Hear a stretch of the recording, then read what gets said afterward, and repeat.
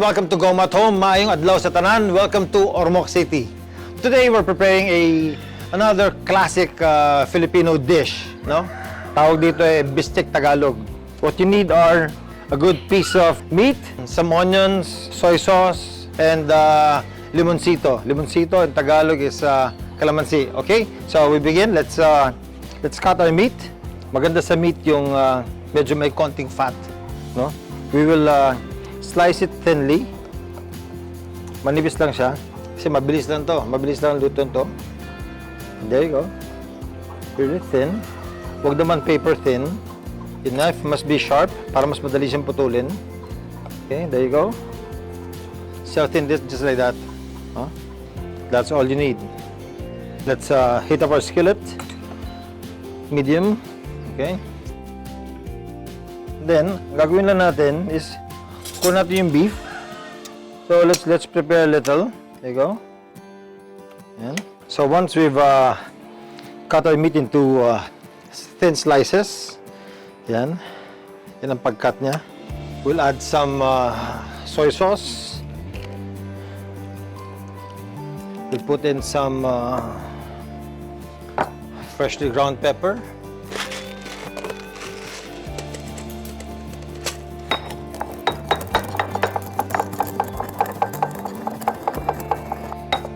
Put it there.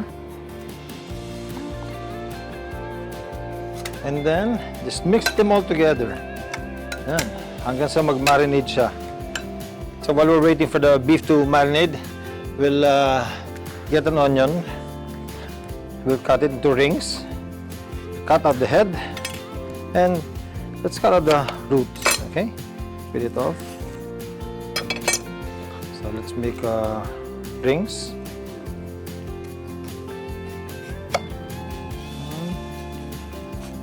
2, 3. So we'll put in our onions here. Let's separate them. It's always nice to prepare your ingredients ahead of time because when you cook Bistek Tagalog, it's really fast, it's really quick. In less than 5 minutes, you're all done cooking it. So separate it. There you go. Put it on the side. And then let's prepare our limoncito, our Calamansi.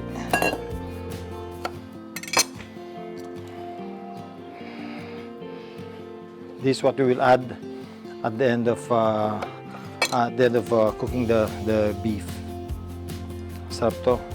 It's a little sour. It's a little salty, and then siguro we'll get ready with some hot rice. Sarap to pag may mainit na kanon.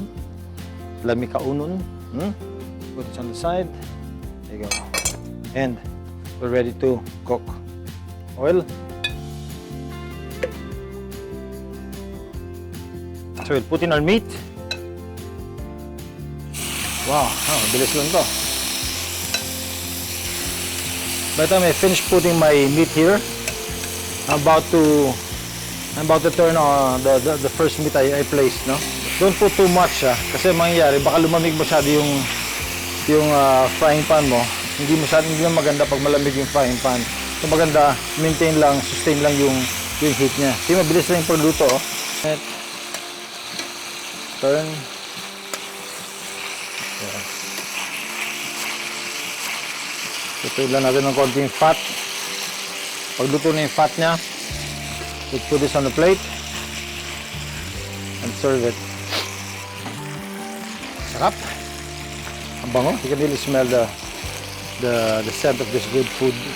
Kaya Filipino favorite ito eh. Ang daling lutuin, ang daling i-assemble, tapos masarap kainin.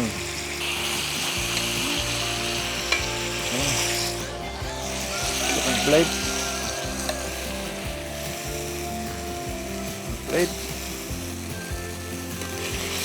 So it's important to get a good piece of meat, no? Cut it thinly, and then quick cooking lang. Siguro medium well, no? And you're done. Here comes the exciting part. So nakita nyo to, nagka-caramelize. We will make sauce out of that, saka natitira natin na na soy sauce dito. We'll put some water. Let's mix it. Mix it. Okay. Put everything here. There you go. Turn up the heat. Okay. Once it's boiling, we'll put in our onions. Let's start to boil. Yan. So take out all those sauce na caramelize on the side.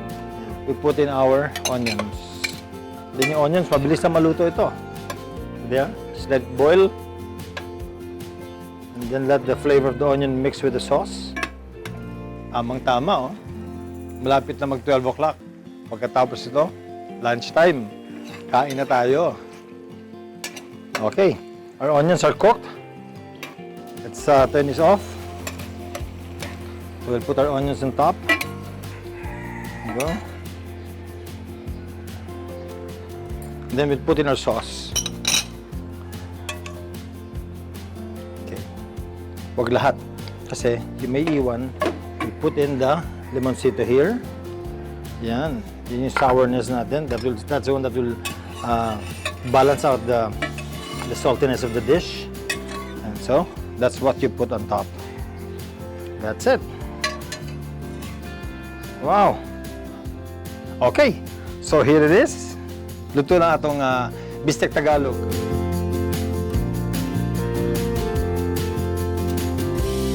Alam nyo ba kung bakit siya tinawag na Bistek Tagalog? Kasi yung bistek, yung Tagalog, ang English yun is beef steak. Tinagalog, bistek. Bakit Tagalog? We'll never know. Baka nag-originate sa Manila or somewhere in Luzon, kaya tinawag na Bistek Tagalog. Now, let's try it. Ito yung pinaka-exciting part. Get a piece of this. Okay. Then, kuha tayo ng rice. Kanon. Butang na ito gamay ang kanon. There you go. Butang kami ng sauce. Wow. Just with this. Meh. Knife and fork. Mas masarap ito kainin with spoon and fork. You